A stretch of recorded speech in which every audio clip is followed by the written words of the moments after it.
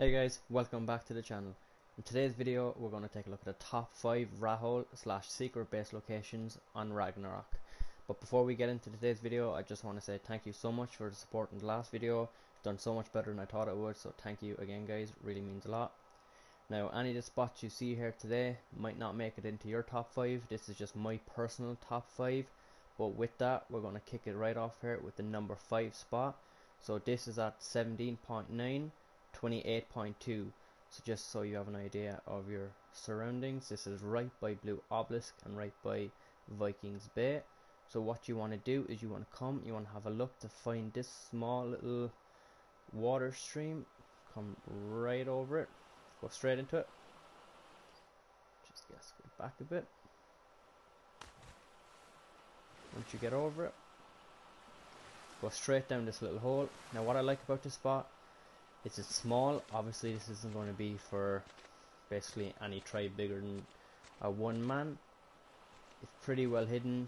It's right in by the jungle, you're right by Blue Obelisk. Now the one bad thing about this spot is if this rock here is to be broken, it's a bit more open, but again it's a pretty good hiding spot, and that's why it makes it to the number 5. Definitely not the best one you're going to see on this list. So with that guys, let me jump to number 4 and I'll be right back with you. Alright guys, welcome back. So this is going to be the number 4 spot. So this is going to be at 18.6, 22.9. Again, this is actually just by Blue Obelisk, so this is only around the corner from the number 5 spot. So what you want to do is, if you're flying up high or you're running along the floor, you want to look for this little inlet right here, and you're going to see this little cave entrance.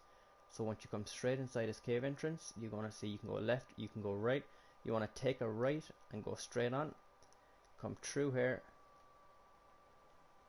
and you're just going to come all the way back, and this goes pretty far up. It's a nice little spot.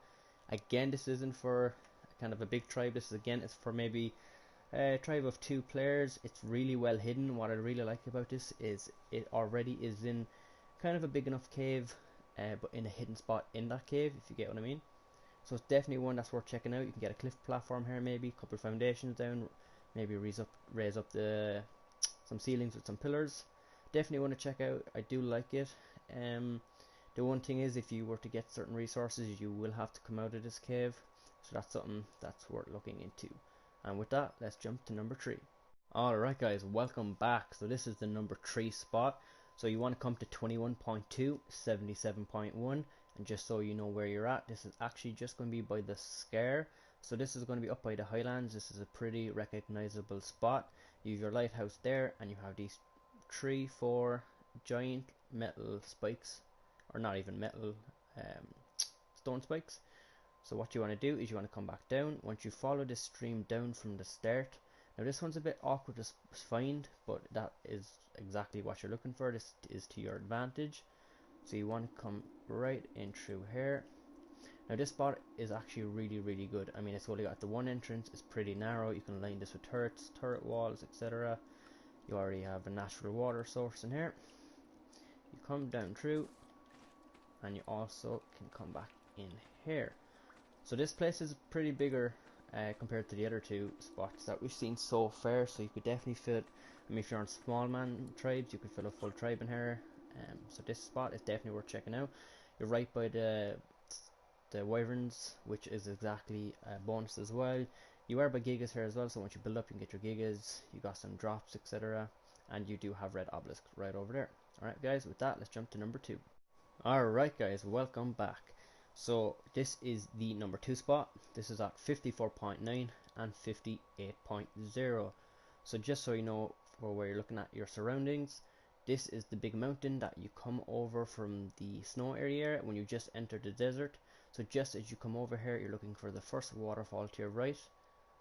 And what you want to do is you want to go right through here. Once you come through, you have all of this big area back here. Just so you can see, you can in fact build in here, etc.